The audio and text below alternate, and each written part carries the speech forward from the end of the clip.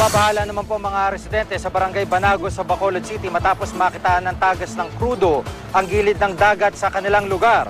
Ayon sa PNP Maritime Command, nangyari ang insidente nitong nakaraang Sabado. Lumulutang na sa tubig at nangangamoy na raw ang tumagas na krudo. Umabot na sa 5 container ang krudong nakuha sa tubig. Hindi pa raw matukoy ang tunay na pinagmulan ng tagas pero posible raw na galing ito sa pipeline ng isang kumpanya ng langis o sa isang fishing vessel.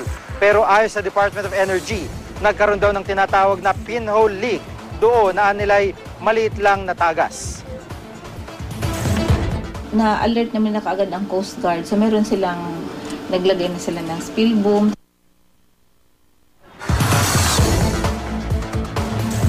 Naglabas na rin po ng statement ang Petron kaugnay ng pagtagas ng krudo sa kanilang underwater pipeline sa Bacolod City. Patuloy raw ang kanilang operasyon para makontain ang krudo.